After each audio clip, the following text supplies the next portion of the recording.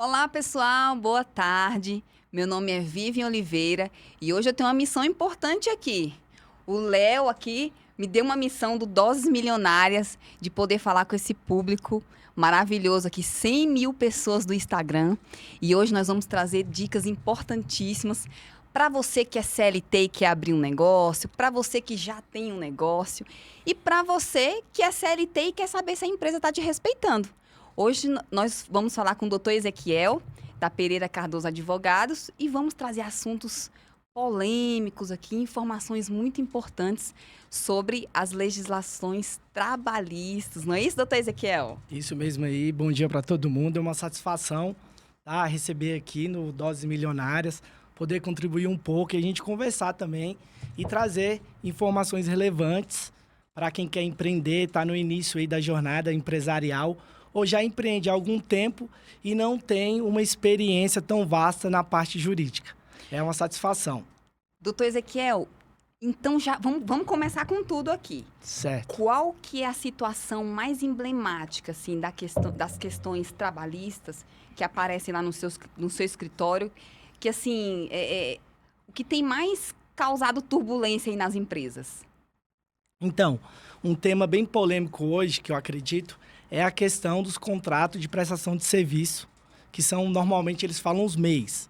Então, o mercado no todo tem contratado colaboradores por meio de PJs, né, prestação de serviço, por pessoa jurídica, pensando que não está trazendo um passivo para o seu negócio. Porém, a legislação trabalhista é uma norma de ordem pública. Então, se for detectado ali que, na realidade, é um vínculo empregatício, o juiz vai desconsiderar esse contrato e vai reconhecer o vínculo e, consequentemente, aquele empresário vai estar atraindo um passivo trabalhista para ele enorme.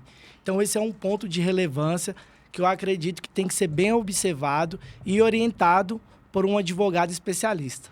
Isso, doutor, isso é importante, gente. É o seguinte, o que tem de empresas contratando o PJ com o horário e as regras de CLT, a gente vê demais, né? As pessoas reclamando no LinkedIn, no Instagram. Então, o que é isso que o doutor está falando, essa pejotização? São aquelas empresas que elas querem contratar, mas uma mão de obra mais barata. Então, ela contrata o colaborador como PJ, mas ele faz o segunda a sexta, de 8 às 18. E isso é bem complicado, né? Na minha experiência na consultoria, fazendo a implantação de RH, quando eu chego nas empresas, por incrível que pareça, muitas empresas acham que isso é normal, porque elas veem isso acontecendo em outros lugares e acham que é correto.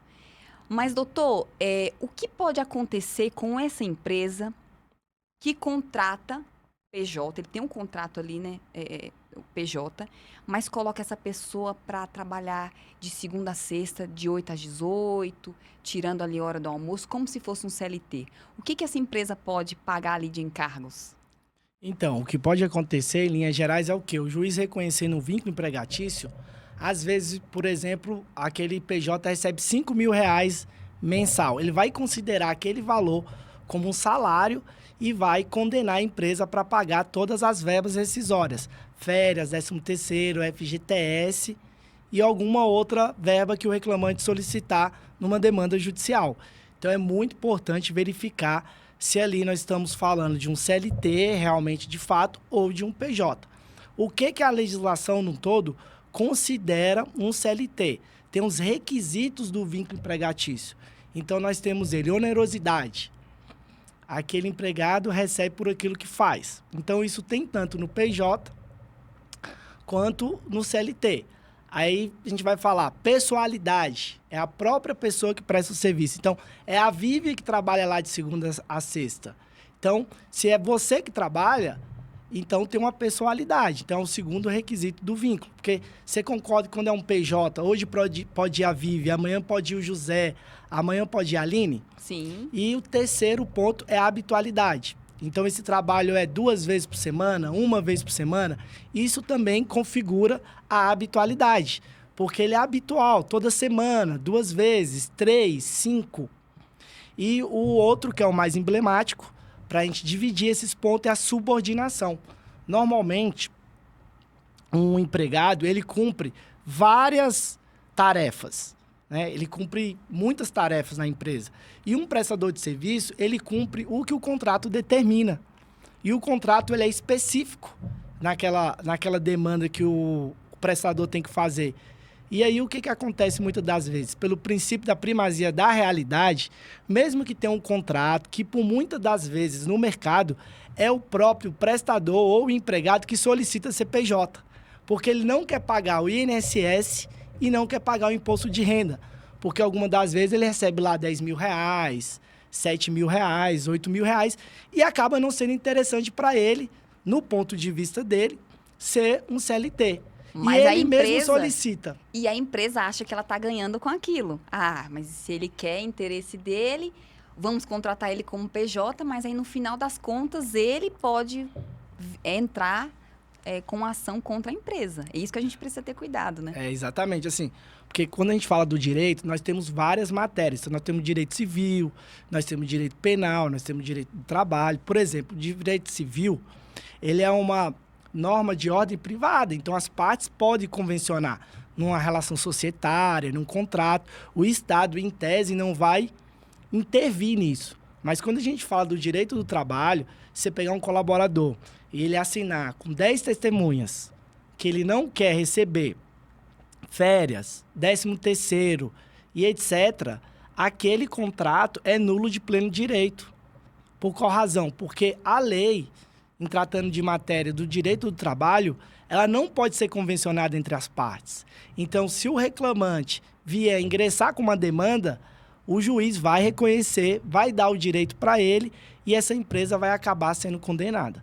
Então, é muito importante verificar esse ponto, porque tem condenações altas e um passivo que muitas vezes o empreendedor não espera e pode causar até a falência dele. Inclusive, em matéria trabalhista, a empresa responde inicialmente pelos débitos e, posteriormente, o patrimônio pessoal do sócio, que é aí quando acontece a desconsideração da personalidade jurídica. Então, risco, inclusive, pessoal. Então, eu acredito que os empresários têm que procurar um advogado especializado para verificar se realmente se encaixa naquele contrato de PJ. Tem alguns casos que, de fato, são, ou não se encaixa. Então, isso é uma demanda que tem que ter esse cuidado para não gerar esse passivo. Mas eu tenho certeza que a maioria dos empreendedores aqui de Brasília que estão olhando esse podcast agora, amanhã, hoje à tarde, já vão lá olhar os contratos, olhar os seus PJs, ver se eles estão batendo ponto e ajustar. Então, para você ajustar, você pode contratar uma consultoria de RH, né? O escritório do doutor... Um advogado, né? Especialista para poder olhar essa questão. Porque, às vezes, a gente deixa para olhar isso quando aquele colaborador já está próximo de sair da empresa. É isso que eu vejo. Como consultoria de RH, o que eu vejo é isso. Tá todo mundo bem, todo mundo feliz, ele é o meu PJ que está ali, eu não pago, né, encargos para o governo, mas aí começa a criar um cenário de desligar aquela pessoa. E aí começam os embates, né? E aí os donos já começam a ficar com medo. Tá, mas e agora? Será que ele vai entrar com ação? Então, gente, eu acho que não tem por que passar por esse medo, né? A gente entende que é difícil para as empresas começarem, são muitos encargos, realmente, tem muitas questões que precisam ser pagas. Mas se a gente começar certinho, né, doutor, fazendo todos os contratos da maneira correta, a gente resguarda de ter uma ação futura ali com 200, 300 mil, que pode levar a empresa à falência, né? Pode ser uma questão bem complicada.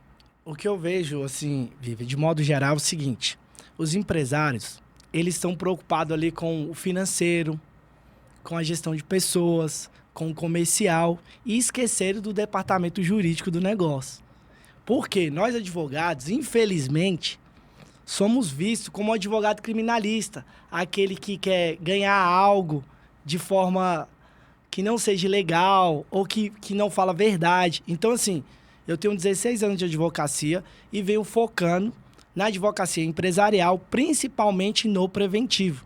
Então, no nosso escritório, a gente advoga lá 70% no preventivo e 30% no contencioso, que são as demandas judiciais. Então, qual que é o entendimento?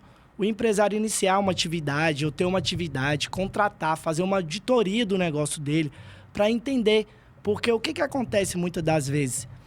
Ele quer pagar certo, mas ele não sabe pagar certo, ou ele não tem conhecimento. Então, o que a gente faz como advogado empresarial? Traz o empresário para colocar ele no estado de consciência e falar, olha, eu estou aqui para ser o seu aliado, para o meu escritório ser uma extensão da sua empresa e eu te apoiar nessa jornada. Então, ter essa política te traz um êxito muito maior e uma política de resultado que você acaba tendo bons frutos. Isso, doutor, e é importante também ter esse cuidado, independente do número de funcionários que você tenha. Então, assim, você tem 1, 2, 10, 30, tenha o mesmo cuidado, né? De olhar para... Quando eu falo de RH, são essas leis, né? E também a gente não está aqui para advogar para a empresa ou para o colaborador. Não, a gente está aqui para fazer o alinhamento, né? Certo. Eu, como RH, eu penso muito nisso. Então, quando eu, nas minhas implantações de RH, eu chamo o jurídico, não é para ganhar em cima daquele colaborador. Pelo contrário, é para eu entender o que é um direito dele e o que é o dever dele também, e o que é o direito da empresa e o dever da empresa, fazer essa união e ficar bom para todo mundo. Porque aquilo que eu sempre falo nas minhas contratações, eu gosto de escolher o candidato quando ele também escolhe a empresa. Então, Certo. ele escolhe a empresa e a gente escolhe ele. Então, tem que estar bom para todo mundo. Então, as empresas precisam entender isso. Por que a gente chama um advogado? Não é porque eu quero ferrar com aquele colaborador. E eu falei ferrar, uma palavra forte, porque é o que eu escuto. Certo. Né? Não é essa a intenção. É de trazer a justiça e de trazer... fazer o que é correto, né? Sim. Então, se a gente faz isso desde o comecinho, vou começar um negócio. Poxa, já chama um advogado para te mostrar, né, o caminho, um RH também para fazer uma implantação ali do que é correto, né? De como você pagar uma hora correta, um sistema de pontos, se você precisa usar ou não. Isso é Sim. muito importante. Doutor, mas assim, eu já quero trazer logo algumas questões polêmicas para a gente discutir, que são muitas dúvidas também. Vamos falar um pouquinho agora sobre as grávidas. Certo. Essa semana, uma cliente me perguntou o seguinte: Vivian, tem uma funcionária aqui na empresa que ela já trabalha há 2 anos, é uma super funcionária. Só que ela engravidou e começou a faltar toda sexta-feira à noite. É um comércio alimentício, né? E aí, toda sexta-feira, ela tem uma indisposição, é uma dor de cabeça e ela não apresenta o atestado. E ela é uma peça fundamental naquela equipe. É uma equipe pequena, então ela não indo já gera uma turbulência ali para todo mundo. O que a gente pode fazer nesse caso da grávida? Então, tem uma brincadeira que a gente faz muito lá no escritório, que é você tem uma funcionária grávida, que ela é essencial para a atividade. Então, você contrate 2 para você pensar em ter menos problema. Mas, claro que nem sempre tudo isso é possível, né? Então, assim, a grávida tem a estabilidade, por lei, né, na gestação ali, a estabilidade, inclusive, 5 meses, né, após o parto e o período durante a gestação. Então, assim, não é que a grávida não pode ser punida com uma advertência, uma suspensão e até mesmo uma justa causa. Eu, em 16 anos de advocacia, já dei várias justas causas e muito poucas delas foram revertidas. Então, assim, o processo de você punir gradativamente tem que ter também uma orientação de um advogado. Então, se ela falta toda sexta-feira, você vai lá dar uma advertência verbal, dar uma advertência por escrito, uma segunda, depois se dá uma suspensão. Claro que tem que entender cada caso, porque a lei não definiu criteriosamente essa regra. Então, o advogado ali, ele tem que ter um senso para entender se aquilo ali é razoável ou não é. E eu já dei também, inclusive, demissões por justa causa de grávidas, por exemplo, com atestado médico falso. Aí entende? é complicado. Então, assim, tem vários casos, tem que ser analisado, mas cabe sim. Agora, um detalhe que é bem importante, que você tem que homologar essa justa causa no sindicato. O que eu vejo muito, Vivi, assim, questão de matéria de justa causa, que é um tema polêmico, é que muitas empresas não sabem fazer o procedimento da justa causa. A justa causa existe, mas o procedimento adotado não foi o procedimento correto. Então, isso é muito importante você saber, entendeu? Por exemplo, como princípio da imediatidade do ato. Aquela falta grave tem que ser punida de imediato. Então, vamos supor, o funcionário se apropriou indevidamente de um bem. Aí, o empregador tomou conhecimento hoje. Aí, demite na outra semana, por exemplo. O que é isso? É imediato, não é? Então, assim, tem alguns critérios para fazer a justa causa valer. Então, por exemplo, trazendo esse exemplo da grávida. Então, ela faltou 2 sextas-feiras. Ela faltou, como estava grávida, o dono do estabelecimento entendeu que é um momento, né? É um momento dela e ele deixou passar essas 2 sextas-feiras. Na terceira sexta-feira, ele já chamou. Fulana, o que foi que aconteceu, né? Você faltou e não avisou. E aí ela falou, eu não tô bem, né? Tô com uma dor de cabeça. E aí, naquele momento, ele já queria dar uma suspensão. É correto? Então, assim, eu acredito que se ela faltar 3 sexta-feiras consecutivas, possa ser que sim. Entende? Que já caberia, mas ele tem que aplicar primeiro, no meu ponto de vista, uma advertência.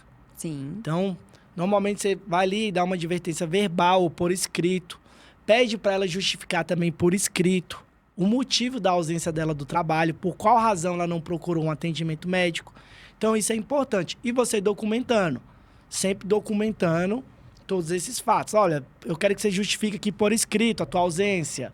Então, a empresa, ela tem que documentar os atos dela. Qual que é o maior problema, em linhas gerais, Viviane, das empresas? A informalidade. E o empreendedor, ele tem que entender que a informalidade só prejudica ele. Porque quando a gente vai para uma demanda judicial, existe a regra do ônus da prova. E aí, normalmente, o empregador, ele tá com a maior ônus da prova. Por exemplo, uma justa causa, pelo princípio de continuidade do emprego, é ônus do empregador. Então, você tem que ter muita certeza para dar uma justa causa, porque senão você acaba sucumbindo na prova e o juiz revertendo e ainda obrigando você a pagar uma indenização por aquela justa causa. É aquela questão, você pode fazer, você tem a lei ao seu favor, mas você não registra aquilo. E aí você faz de qualquer jeito, né? E aí acaba perdendo lá na frente. Aí as pessoas falam, mas a justiça é a favor do colaborador. Mas não é. Precisa ter... porque eu, como RH também, eu tenho uma tendência também muito grande de fazer essa justiça e olhar para o colaborador também. Então, nesse caso, eu chegaria na grávida, né? Daria um apoio. O que você está precisando? Porque, às vezes, o colaborador também, ele tem outras necessidades. Falando mais como RH, né? Tá. É uma grávida, você tem hormônios ali, você não sabe quem é o pai daquela criança, se aquela mulher tem um apoio. Você não sabe o que está passando na cabeça daquela pessoa. A gente não entende por que ela só falta toda sexta-feira, né? Mas assim, é importante também a gente olhar por esse lado. E o primeiro momento, assim, a minha sugestão é de acolher, sempre acolher. Sempre que você vê um funcionário que ele saiu do seu controle ali, né? Ele tá faltando demais, tem alguma coisa acontecendo. Então, o que os empreendedores, de modo geral, analisam? Olha, se essa pessoa não está bem, ela tem que ser afastada pelo INSS. Sim. Então, assim, qual que é a orientação que a gente faz? Olha, porque você conhece mais ou menos o colaborador que você tem. Então, aquela pessoa sempre trabalhou certinho, não falta, e ela engravidou e está passando um momento crítico, aí tem que entender caso a caso. Eu acho que tudo que a gente faz nos extremos é ruim, entende? Você tem que pesar ali, entender a situação no todo. Se é um colaborador que trabalha com, firme, entrega o resultado para você. Então, assim, tudo isso tem que ser analisado. Mas se aquele colaborador não está se sentindo bem, a gravidez é de risco, ou trabalha num local insalubre, quem não pode, só com grau mínimo, fica muito tempo em pé. Então, tudo isso tem que ser analisado. E aí você, como RH, pode falar, inclusive, melhor do que eu, mas eu acredito, assim, que no trabalho social que a empresa tem também, ela tem que acolher isso. E um detalhe que poucas pessoas sabem, que muitas das vezes, Vivian, mesmo se aplicando uma justa causa na grávida, ela pode receber o licença maternidade. Por quê? Porque ela está coberta pelo INSS no período de graça. Claro que ela tem que ter algum tempo de contribuição e etc. E poucas grávidas que são demitidas ou pessoas em instabilidade sabem que tem esse benefício. Isso. Então, falando um pouquinho, né, como RH, eu acho que é importante eu trazer isso, porque senão a gente fica puxando muito para o lado da lei e a gente esquece de olhar aquela pessoa enquanto pessoa, né? Não, com Mas certeza. eu também entendo que não são todas as empresas que podem ter um RH para poder fazer essa mediação, né? Mudando um pouquinho, vamos sair da grávida e vamos para um caso mais complicado que aconteceu comigo há mais ou menos um mês atrás. O dono de uma empresa chegou e me trouxe uma imagem de um colaborador. Ele entrava na sala, ele abria umas gavetas lá e pegou um objeto, ele olhou para cima assim como se estivesse procurando uma câmera e tal, e pegou um objeto e colocou dentro da roupa. Certo. E saiu. Essa é a imagem que eu tenho. Uma imagem, não tem som, nada, mas é muito nítido, aparece a pessoa. E ele me mandou uma mensagem: Vivian, posso demitir por justa causa? E aí, qual foi minha resposta? Deixa eu verificar com o jurídico. Certo. Então, doutor, nesse caso, eu tenho uma imagem clara da pessoa, ela olha, ela busca, né? Ela está procurando ali uma câmera, ela pega esse item, põe dentro da roupa e sai. Neste caso, é seguro dar uma justa causa? Então, aquela frase que todo mundo fala ou responde, né? Depende do que aconteceu. Por quê? A justa causa, ela tem que ser cristalina. Então, ela não pode ter nenhum tipo de dúvida. E na Justiça do Trabalho também, caso o juiz tenha dúvida, ele tem que julgar ou interpretar a favor do empregado. Então, assim, se muitas das vezes ele foi lá, pegou uma coisa na gaveta, colocou no bolso e ele saiu, a gente tem como comprovar que ele se apropriou se ele pegou de um departamento e colocou no outro. Então, a gente tem que fazer um cotejo analítico do cenário como um todo para a gente ter uma conclusão muito clara. Agora, vamos pensar. Se ele está lá num setor de escritório, é só uma sala, ele foi ali, pegou, sei lá, uma câmera, colocou no bolso e foi embora. E a câmera, ela tem essa filmagem de todo esse movimento até a saída dele e essa apropriação ou um furto. E aí tem que analisar o caso em concreto. Aí, assim, tem que entender isso. Então tem que fazer uma análise. Essa imagem eu tenho só da sala. Então, quando ele sai dali, eu não sigo ele em outros momentos. Entendi. Então, assim, provavelmente a gente não poderia concluir que ele se apropriou desse bem, entendeu? Então, assim, ficaria para uma análise. O que a gente faz? A gente faz uma espécie de chama o colaborador e pede para ele se manifestar, grava a reunião, fala, nós estamos aqui, estamos apurando um ato. Pode gravar, doutor? Pode gravar a reunião com celular, assim, gravar o áudio? Pode, desde que você comunique ele, fala, olha, nós estamos fazendo uma apuração administrativa aqui, vou te mostrar a imagem do que a gente percebeu e eu tô te dando a oportunidade para você se manifestar. O que aconteceu que você fez isso? Então, assim, o certo é você dar o conhecimento para ele, entendeu? Ele poder responder, se explicar, para você entender de fato o que ocorreu. Então, cabe essa análise. E aí, se ele falar, não, eu tirei de uma sala e coloquei lá na outra sala. Se ele falar isso... Mas aí, assim, a gente tem que entender sempre assim, qual que é o objeto, né? O que estava na sala lá? É algum equipamento do trabalho dele? Não é? Não tem correlação? Ah, tá. Se você colocou na outra sala, ela não tá lá. Nessa outra sala tem câmera? Então você tem que fazer a apuração mesmo para depois você ter a conclusão e definir se nós estamos ali dentro de uma questão de justa causa ou não. Mas, no mínimo, uma suspensão aí de 5 dias cabe. Agora tem que analisar, igual eu estou explicando. A justa causa tem que ser cristalina. Se restar algum tipo de dúvida, ela vai ser revertida na Justiça do Trabalho. E aí ela vai ser revertida numa demissão normal ou real? O juiz vai considerar uma demissão sem justa causa. Vai fazer a empresa pagar o aviso prévio indenizado, a multa e, muito provavelmente, uma indenização. Danos morais, alguma coisa. De danos morais, alguma coisa nesse sentido. E incluir também outros pedidos que ele entender pertinente daquele vínculo empregatício. Então, nesse caso das câmeras, eu preciso ter a saída dele da empresa. Precisaria você concluir que ele, de fato, se apropriou daquele objeto.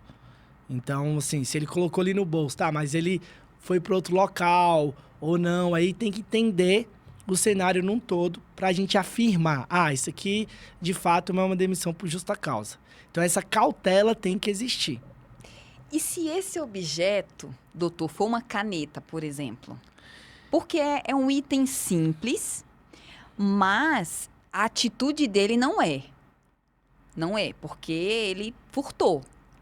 Ele pegou um objeto que não era dele. Então, a justiça vê alguma diferença do item que ele está levando? Isso pode dar alguma mudança? Então, eu também vejo que sim. É igual a gente está falando, a razoabilidade, né? Às vezes, uma caneta Bic ali, você pega ela, coloca no seu bolso até sem perceber. Muitas das vezes. Então, assim, estou falando que um roubo maior, um furto maior ou menor, a lei não tipifica exatamente isso, assim, né? Claro que tem as atenuantes, os agravantes, em matéria do direito penal. Mas a gente falar em matéria do direito do trabalho, o juiz pode analisar, não, mas isso é um bem que eu não entendo que teve um dano à empresa. Foi algo que não teve o condão do prejuízo e nem de causar demasiadamente uma diminuição do patrimônio da empresa. E aí o juiz entender que não que ele aprove isso, mas ele vai falar assim, olha, dê uma advertência, dê uma suspensão e esclareça isso.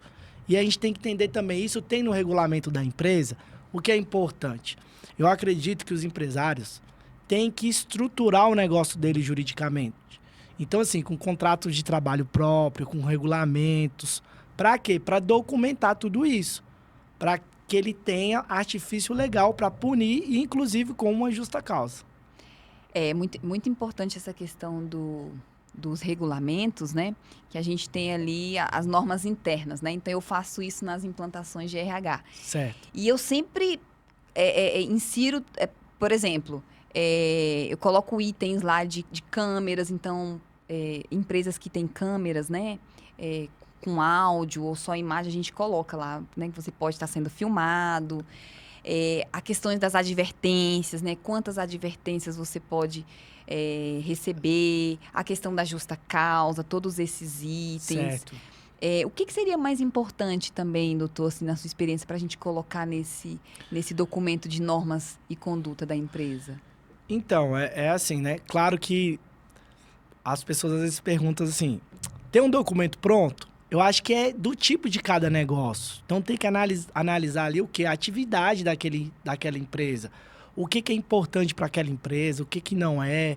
Entender qual que é o perfil ali do empreendedor e dos funcionários também. Porque se você falar, às vezes, de uma agência de marketing, tem empreendedores que permitem o cara tomar uma cerveja lá à tarde, trabalhando e tal. Então, aquele perfil lá do empresário, entendeu?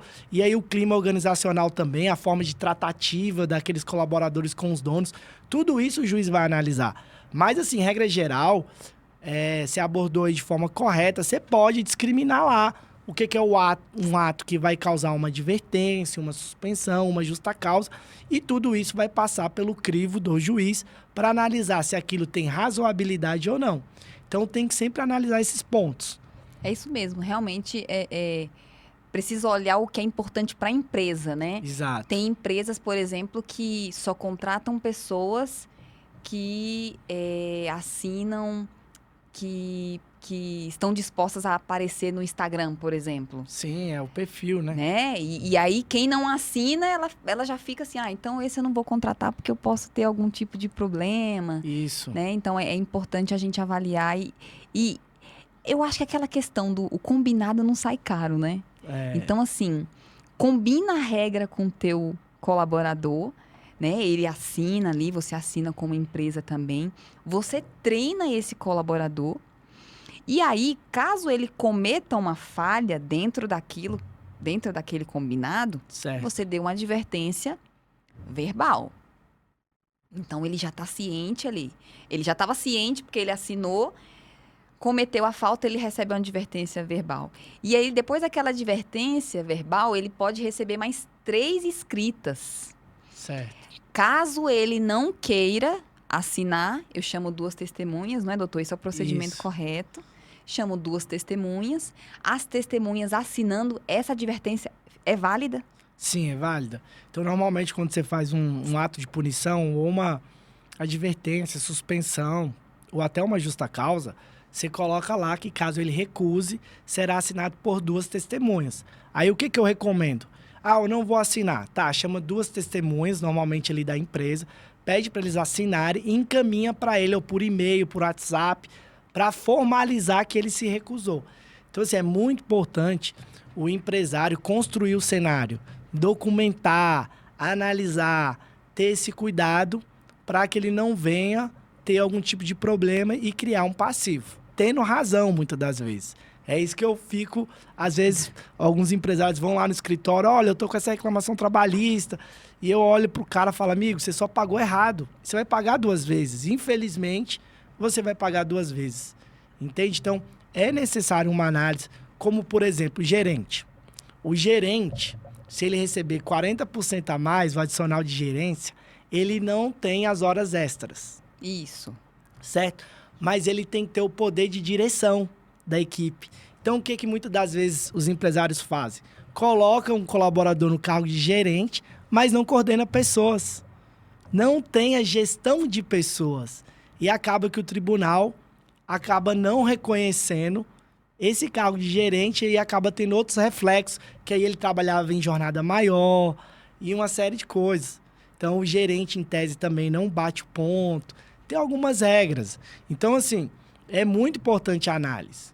Isso, são muitas regrinhas. Eu acho que a gente passaria uma tarde inteira aqui falando de jurisprudência, de regras. A gente entra em hora extra, o ponto que marcou isso, se bate o ponto do almoço, recebe advertência, se bate o ponto de entrada, são muitos itens ali, né? Por isso que é muito importante sempre, no começo do negócio, ou mesmo durante ali o processo, a gente entender, né, que a gente precisa de um apoio jurídico, de um RH que tenha essa noção para a gente blindar, né, a nossa empresa. Às vezes a gente trabalha tanto, né, constrói ali com certeza. Algo para a nossa família e às vezes a gente perde por desconhecimento mesmo, né?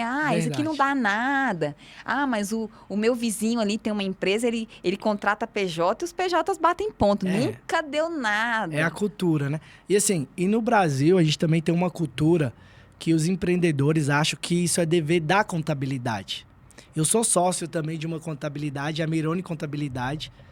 E aí, assim, os empresários, eles acreditam fielmente que o contador é responsável por isso. E, na realidade, não é que a contabilidade não saiba, mas ela não é especializada na parte do direito do trabalho, dos entendimentos jurisprudenciais, nessas métricas que já é de competência de um advogado. E ela acaba culpando, muitas das vezes, a contabilidade, e nem sempre. Claro que tem algumas das vezes que, vamos lá, a contabilidade pagou um salário base menor do que a convenção coletiva, por erro dela. Tá, é um erro da contabilidade, ok. Mas nem sempre é. Então, quem aplicou justa causa nesse caso foi meu contador. Aí você vai olhar lá e falar, amigo, ficou errado. Vai ser revertida a justa causa. Exatamente. Vamos para um acordo, vamos para um prejuízo menor, porque o prejuízo já está aí. Então, assim, vamos tentar costurar um acordo aqui, eu vou te explicar das próximas vezes, vou alinhar contigo todas as métricas, sabe? Então, isso é muito importante. E é difícil para o empresário porque ele tem que saber de tudo. Ele tem que saber do negócio dele, ele tem que saber de marketing, porque hoje no Instagram você não pode falar qualquer coisa, você não pode postar as coisas de qualquer jeito, né? E você tem que cuidar de pessoas, saber de leis, são muitos detalhes. Então, acabam que escorregam, né? E às vezes, joga realmente essa responsabilidade pro assistente de RH ali, né? Ou pro RH também, né? Ou pro próprio RH. Pra contabilidade, não, mas o contador tem que saber disso, né? E muitas vezes, quem tá lá do outro lado é um assistente de contabilidade, que ele tá fazendo o cálculo de uma rescisão, mas ele nem entende a gravidade de uma justa causa, né?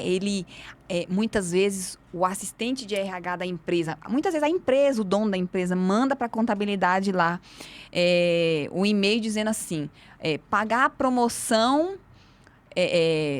pagar um prêmio para o gerente lá de R$3.000 por mês. Doutor, isso acontece muito. Então, demais. assim, é possível a gente pagar um prêmio, por exemplo, todo mês para uma pessoa? Então, a nova também fase agora que o pessoal vem aplicando muito é essa questão de premiação, né? Ah, não, vou pagar isso aqui como premiação, mas paga mensalmente. Então, assim, a premiação, ela tem que ter um critério muito específico e é uma entrega muito fora da média, fora de uma realidade. E ela também não pode ter habitualidade, ou seja, se ela é pago mensalmente, ela vai configurar mais uma comissão do que uma premiação. Entende? Então, assim, alguns empresários, não, vou pagar isso aí como premiação, eu estou livre dos encargos trabalhistas. Não é bem assim. O que tem que se fazer? Criar um regulamento da premiação e aquela premiação tem que iniciar e terminar.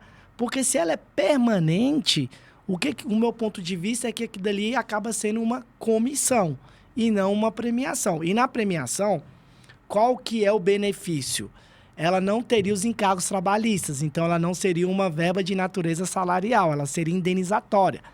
Como a comissão é de natureza salarial. Então, tanto o empregado, ele também vai lá recolher o INSS e o imposto de renda.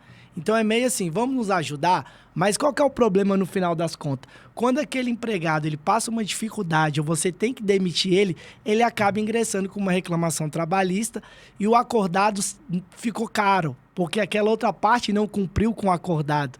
Ela entra com uma reclamação trabalhista e te cobra todas essas verbas e muitas das vezes, qual que é o divisor de água? Essa verba tem a habitualidade, ela é paga todos os meses? Ou ela paga um mês sim, um mês não, o juiz entende como habitual. Então, o que algumas empresas fazem? Pagam alguns critérios anualmente, de 6 em 6 meses. Para quê? Para tirar dessa habitualidade. Então, prêmio, a gente tem que entender que é o seguinte, é prêmio, não dá para ganhar prêmio todo mês, né? Exato. Então, assim, essa pessoa, não é possível que ela seja tão perfeita assim. Então, prêmio... Gente, esquece prêmio todos os meses. Então, porque às vezes o dono da empresa, isso eu vejo, tá? Eu tô falando aqui de casos reais, não tô inventando nada. Certo. Porque muitas vezes o dono da empresa, ele fala, não, Vivian, mas eu tô fazendo certo. Olha aqui, eu tô colocando lá no Olerite prêmio e o valor. É assim que tem que ser, porque eu ouvi o rapaz da contabilidade falou que é assim, se eu tô dando um prêmio, eu tenho que colocar lá o nomezinho prêmio. Uhum. Mas só que quando gera essa habitualidade é que é um problema, porque aquilo não é um prêmio. Exatamente. Fica mais parecido como comissão. Exato. E aí a gente volta de novo no princípio da primazia da realidade. Que é o quê? Se o juiz olhar que aquele caso, por mais que tenha uma nomenclatura de um outro pagamento, não sendo ele, o juiz vai colocar a aplicação real, a verdade de como aquilo é pago e descaracterizar de premiação para comissão e colocar todos os encargos. Então tem que ser analisado para você também acabar não atraindo um passivo. E eu vi, na minha jornada aí de 16 anos de advogado, sou um eterno aprendiz, estou aprendendo até hoje, todos os dias aprendo, mas o quê? Vários empresários faliram por falta de uma gestão trabalhista. Eles tinham boa fé, mas eles pagavam errado. Então, assim, qual que é a metodologia de vida que eu uso? Eu posso até te ajudar, desde que eu não me prejudique. Então, o empresário tem que pensar, olha, eu posso fazer isso, mas me prejudica? Então, eu não posso.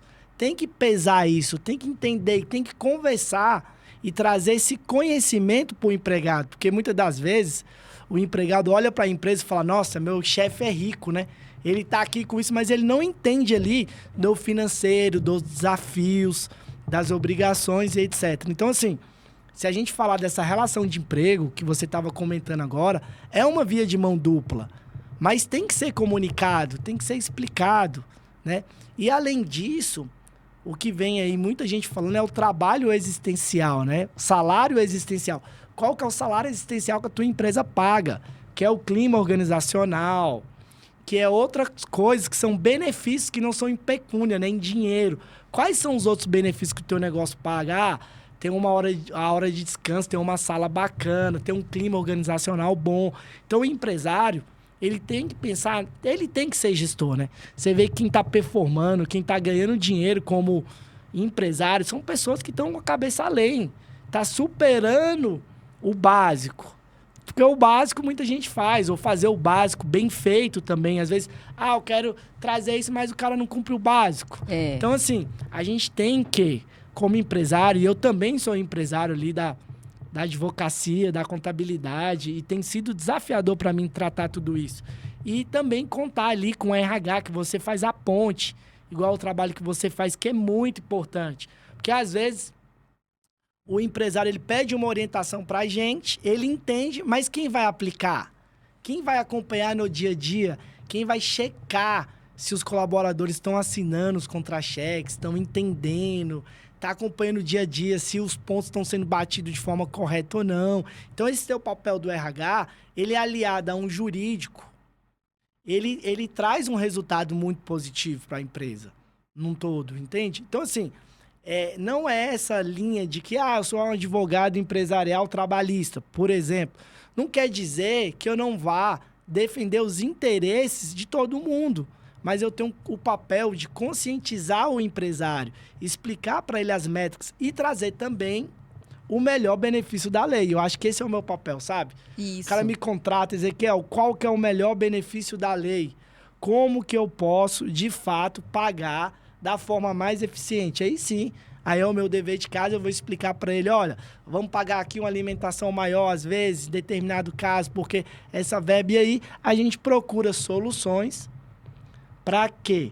Trazer uma segurança jurídica melhor e aquele colaborador também ficar satisfeito com os pagamentos e com o resultado do trabalho dele. Isso. Um ponto muito importante que traz uma segurança jurídica hoje para os negócios é esse acordo coletivo com os sindicatos. Porque os sindicatos podem vir para a mesa de negociação e você homologar. E esse acordo, ele só tem efeito para o teu negócio. Então, eu vejo poucos advogados utilizando esse mecanismo. Eu, particularmente, utilizo muito. Chamo o sindicato para a mesa, a gente cria alguns regulamentos, mostra para ele, faz uma assembleia na empresa, todo mundo autoriza e fica ali uma segurança jurídica muito maior. Porque dificilmente o juiz vai ir contra aquele acordo. Claro que você tem que atender às regras da decisão do STF que trouxe à baila, né, essa informação, porém, assim, traz uma segurança jurídica maior e potencializa os negócios. Então, assim, no momento que o empresário entender que um advogado capacitado pode potencializar o negócio dele, eu acho que vai fluir muito mais. E não olhar um advogado como um custo, mas olhar como investimento, bem como também uma empresa de RH ou um especialista em RH vai ensinar para ele. Porque pessoas, é gestão, gente, gestão não tem fórmula mágica. E muitos empreendedores acham que são para os grandes. Não, mas isso aí é para quem tem dinheiro. Isso é para empresa grande. Eu tô aqui, eu só tenho 10 funcionários. Mas aí é que ele tem que prestar atenção. Porque se ele for agindo de uma maneira incorreta ao longo do tempo, imagina aqueles ação de 10 funcionários que trabalhou na empresa lá por 5 anos. Quebra o negócio dele. Com certeza, é bem isso daí mesmo. Né? Então, é importante esse empresário ele pensar, poxa, eu sou pequenininho, que bom que eu sou pequenininho e já tenho a esperteza de me ajustar agora. Claro. Porque aí eu já aprendo, já faço a minha regra, já treino meus funcionários e Claro. já fico ali blindado de problemas, né? Exatamente. Igual, por exemplo, o princípio da irredutibilidade salarial. Se você contratar errado, pagar um encargo, um salário alto, você não consegue reduzir ele. E aí isso impacta diretamente na tua gestão. Então, assim, é necessário, às vezes, não é que o empresário está iniciando que ele não pode contratar ali um advogado pontualmente. Ou uma consultoria de RH Isso é pontualmente. importante. Olha, faz aqui só para minha estrutura, o alinhamento eu vou seguir. Quando o meu negócio crescer, eu te contrato mensalmente para você estar acompanhando, estar alinhando. E por aí vai. Então, assim, é muito importante esse ponto. E sabe uma coisa, fugindo um pouco do direito do trabalho, que é muito importante, e eu vejo poucos empresários procurando e que acaba tendo problemas críticos, a parte societária. Regulamento de sócio. Muitas das vezes, os empresários constituem uma sociedade ali por afinidade, é um amigo, é um parente, e não define claramente as regras dessa sociedade. E aí, Vivi, eu sou teu sócio e você tem um pensamento que eu vou construir algo e você também tem para mim outro pensamento. E aí, o que acontece? Quando a gente vai caminhando, aquilo que eu pensava que a Vivi fazia não é. E o regulamento de sócio, ele traz o debate na mesa com um advogado especializado para direcionar e colocar todos os pontos, as obrigações de cada sócio, o dever de prestar conta, como prestar, quais são as obrigações, como que a gente pode, em caso de litígio, precificar esse negócio. Então, são várias coisas que são importantes e acaba os empresários entendendo que pagar um regulamento societário é caro. Caro é o quê? É você ter um problema de grande ordem, pensar que o juiz vai resolver e o juiz vai chegar lá no dia da audiência, igual eu já fui várias vezes, falar, amigo, vocês arrumaram esse problema e vocês estão pensando que eu sou a solução deles. E eu vou dar uma decisão aqui que provavelmente não seja bom para ninguém. Então, assim, isso é um ponto de reflexão para quem está empreendendo e tem sócio. A gente realmente reforçando mais uma vez de que a gente precisa largar essa crença de que RH é para empresa grande, advogado é para empresa grande, RH é quando tem problema ou advogado. Não é isso, né? A gente está aqui para ajudar, a gente está aqui para orientar, independente do tamanho da empresa, como o senhor falou, pontual. Eu chego em algumas empresas, doutor, que a empresa é grande, assim, tem um faturamento bom, né? Tem 20, 30 funcionários e o dono não sabe o que é convenção coletiva. Nossa. Não sabe. Ele não sabe. Então, e eu não culpo, né, o dono por isso. Por quê? Porque ele tá com a cabeça no negócio. Sim. Ele tá pensando na estratégia do negócio dele e ele não conseguiu se atentar. Claro. Então, quando ele vai olhar, ele tá pagando salário errado, ele não paga alimentação, ele não sabe nem o que é sindicato. Na verdade, ele tem medo do sindicato. Porque ele pensa assim, eu vou lá, eu não, porque eles vão vir atrás de mim e vai ser pior. E não, é como o senhor falou, eu posso ir no sindicato e negociar com o sindicato uma condição diferente para minha empresa.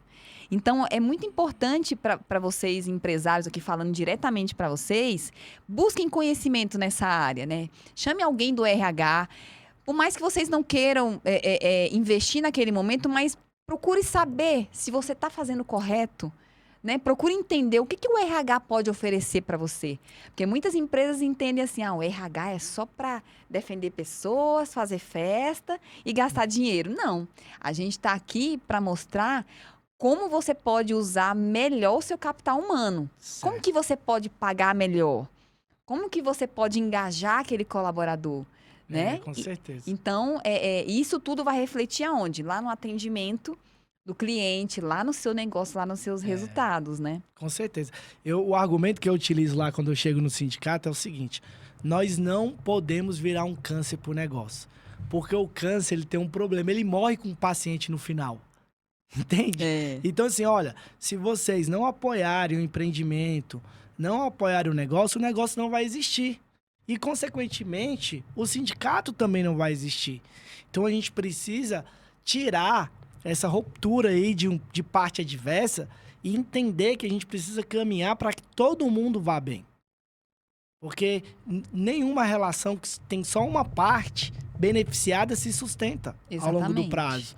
Então a gente precisa trazer uma relação ali, equiparar isso, entender, ver o que o sindicato pode apoiar os colaboradores, porque a empresa também tem esse dever social, né, pela Constituição Federal. A gente tem, como empresário, o nosso dever social. Então, assim, é isso. A gente tem que parar com esse critério de lados opostos, entender. Claro que tem muitas pessoas do sindicato aí que tem a cabeça antiga ainda e tal, mas não são todos. Então, assim, tem que conversar, tem que entender e tem que fortalecer o teu setor, que é importante. Para quê? Para que todo mundo colha bons frutos. Exatamente. Doutor, acho que a gente ficaria aqui a tarde inteira falando de dúvidas, porque são muitas dúvidas, são muitos detalhes. É jurisprudência, então tem juízes que falam uma coisa aqui num dia, no outro já mudou tudo. Então, são muitas dúvidas mesmo. Mas eu gostaria de agradecer a sua presença. Acho que eu não citei aqui no começo, mas já tenho uns trabalhos em mente que eu vou precisar da sua ajuda. Olha. Né? Preciso do apoio jurídico, porque na minha implantação de RH, todas as documentações eu passo pelo jurídico. Então, a gente tem muito aí para conversar. Muita sinergia para novos negócios, né? Claro. E vamos combinar outros encontros aqui. Mais uma vez, eu gostaria de agradecer ao Leonardo. Gostaria de agradecer a equipe aqui do Doses Milionárias, esse Instagram maravilhoso, Show de bola, né? Viu? Então, de parabéns aí pelo trabalho. Exatamente. Adorei o convite de ser entrevistadora aqui, porque o Léo agora deve estar lá na praia, né? E aí me colocou aqui para fazer entrevista. Amei esse formato, acho que é bem bacana. E vou passar o meu Instagram para vocês, é Vivian_consultoria. Então, o que você precisar de apoio. Ah, Vivian, mas eu não posso ter um RH na minha empresa. Me liga e eu vou te orientar, né? O que você deve procurar, o que atende ao seu negócio. Então, quer contribuir, né, Vivian? Isso. Então, a gente está aqui para poder te ajudar dentro das suas condições. Vivian_consultoria. Doutor Ezequiel, qual o Instagram do seu escritório? Então, o Instagram do meu escritório é o @Pereira Cardoso Advogados. E também o meu Instagram pessoal é o Ezequiel Advogado. Então, estou à disposição também, se alguém quiser tirar alguma dúvida, mandar uma mensagem lá, estou aqui para contribuir. Eu sou apaixonado pelo empreendedorismo, sou empreendedor e como advogado de empresários e sócios, entendo um pouquinho de negócio. Estou ali sempre estudando, conversando com nossos clientes, um dia sim e outro também, porque cada dia é um flash. E cada dia é uma história diferente, mas é uma satisfação sempre receber os empresários. E assim, é sempre essa ideia, né? Vamos tornar o teu negócio competitivo, vamos entender a questão tributária, trabalhista, contratual, os riscos do negócio, vamos calcular eles. Sabe o que eu entendo, Vivi? Assim, de uma boa prestação de serviço, é você trazer todas as informações claras para o teu cliente. Então, o que acontece muito do prestador é que ele não deixa claramente os riscos, os objetivos. E assumir risco também é normal. A questão é, o teu risco é calculado? Exatamente. Você calculou o risco, você organizou o teu caixa para aquele risco, tá tudo certo. A gente não vive num mundo perfeito, né? Às vezes, o empreendedor menor corre alguns riscos, mas o que é importante? Que esses riscos sejam calculados. Ele tem que calcular todos esses riscos, entende? Então, são pontos que merecem uma baita atenção. E eu vou repetir, a informalidade pro empresário é um dos piores cenários. Então, assim, por mais que você consiga avançar, você pode deixar ali o rabo do gato aparecendo. Tem o gato, mas o rabo lá aparece. Então, assim, isso é muito importante. Mas quem está ouvindo esse podcast não vai ter esse problema mais. Por quê? Porque vai entrar em contato com a gente, vai tirar as dúvidas e vai se blindar desses tipos de problema e vai crescer o seu negócio e vai ajudar muitas pessoas também, empregando muitas famílias. É para isso que a gente trabalha, né? É verdade. Eu ouvi uma frase de um empresário, amigo meu, Fernando, e ele falou para mim assim, 2 coisas na empresa são fundamentais. Uma é o salário do empregado e o lucro do empreendedor. Exatamente. Fernando Cavalete, assim, grande professor. Um abraço, Fernando. Um abraço, Fernando. Uma grande figura, tem me ensinado muito. E assim, isso é muito importante, sabe? É você pagar bem ali, pagar certo teus colaboradores e a tua empresa ter lucro. Porque a empresa tem a finalidade de ter lucro. E você precisa, como empregador, ter isso claramente no teu negócio. Exatamente. Pessoal, muito obrigada à audiência de vocês também. Qualquer dúvida que tiver, pode entrar em contato com a gente e vamos crescer os nossos negócios, né? Vamos fazer nossos negócios e a gente se vê em breve. Um abraço para vocês.